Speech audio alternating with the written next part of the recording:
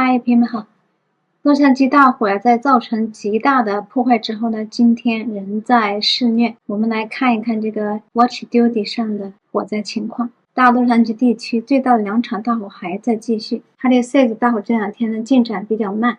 受控制的区域现在还只有14%，而且有向洛杉矶市中心发展的趋势。Eaton 大火的进展稍微快一点，受控制的范围已经达到了33%。根据天气预报呢，这2天这个圣安娜风也有增强的趋势。我们今天出门都觉得这个风特别大，感觉开的车都是那个车都在晃。在沿海地区的风速达到30到50英里，而在这个山区，在洛杉矶县的山区和文图拉县的山区呢，最高的风速达到了70英里每小时。在这个风特别大的情况下，救火是特别难的。为什么呢？因为人工救火这个收效甚微，所以呢主要还是要靠飞机洒水来救火。可是如果风速太大的话，飞机就不敢飞，所以呢就严重影响灭火的速度。后面呢还要看灭火的情况和这个风的情况，因为如果有大风的话，它还可能点燃新的火，所以是要持续的关注。另外呢，更新件让人伤心的是，就是我前2天不是做了一个视频，讲到我在微信群里有个熟人，他的儿子的房子呢可能是有点危险了，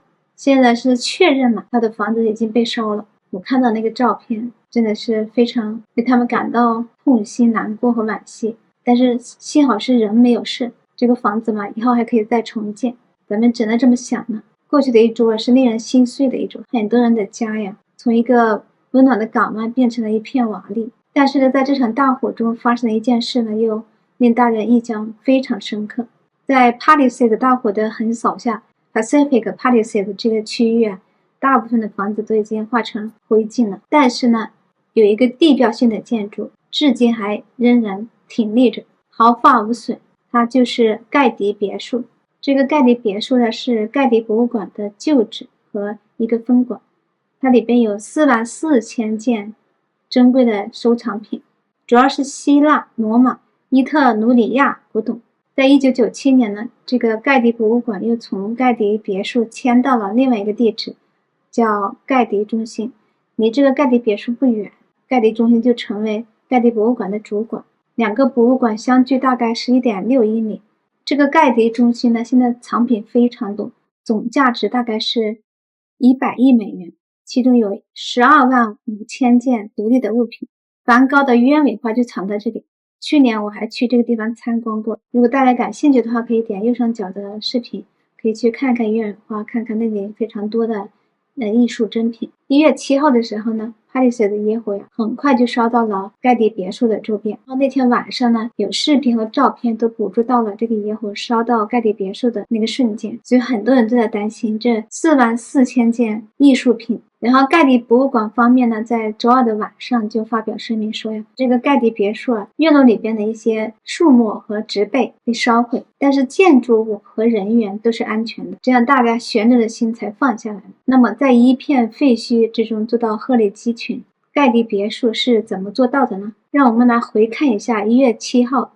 火灾发生的当天，盖迪别墅做了一些什么。1月7号星期二，火灾于上午10点30分在 Palisades 居民区附近的灌木丛中开始。工作人员在意识到火灾风险增加后，立即采取行动，将馆区外围整个场地立即进行了灌溉。上午10点45分，工作人员将博物馆整个建筑的气流调节阀门和空调关闭。上午11点04分，工作人员封锁了博物馆的所有的门。上午11点15分，烟雾变得势不可挡。5分钟后，他们选择完全关闭整个博物馆。大约20分钟后，上午11点40分，地勤人员对场地进行了最后一次清扫，以确保现场只剩下应急骨干人员。仅仅3个小时后，火势就蔓延到了远处的围墙。下午3点15分，室外剧场附近的灌木丛着火了，有几分钟火看起来非常明亮和炙热，然后火就自行熄灭了，原来是迷迭香船着火了。下午3点59分，人行道大门又发生火灾。由于盖迪别墅设有额外的储水设施，地勤人员只花了6分钟就将火焰扑灭了。此外还需要说明的一点是，盖迪别墅的建筑物是1级防火类别，使用的材料耐火性非常好，即使大火蔓延到了地面，博物馆也是双层墙体，采用耐火石灰石、水泥和钢材建造，屋顶是用碎石建造的，这样可以确保即使从别的地方吹过来了灰烬，也不会点燃建筑物的任何地方。当然，这一点是普通的民居无法做到的。我们的这个普通的居民住的房子，防火的级别要低得多，使用的材料防火性能也没有那么好。尤其是一些旧房子使用的材料防火级别就更低了，因为洛杉矶地区是在2010年之后才有法规规定，就是这个房子的建筑材料必须要达到比较高一点的这个防火的水准，所以之前的旧房子呀都没法达到这个要求。虽然这样说，但是呢，盖迪博物馆还是有很多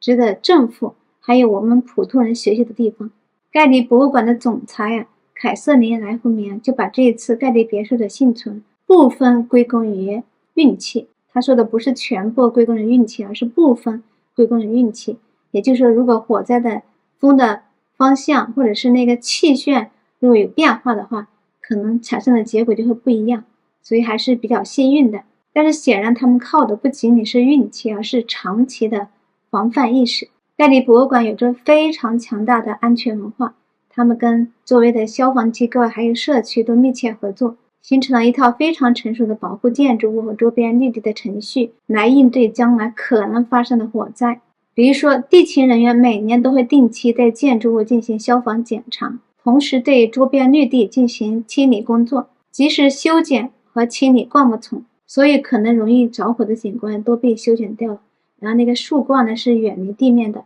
然后处于低洼位置的灌木丛呢全部给它稀疏，不能让它很密，这样就容易着火，极大的减少了易燃物，即使着火了，这个风险也降低了很多。俗话说求人不如求己，我们家也准备马上学起来，把前院后院的这个灌木丛花草树木全部清理一遍，修剪一遍。今天天色已经晚了，我们准备明天就开始行动。Let's go!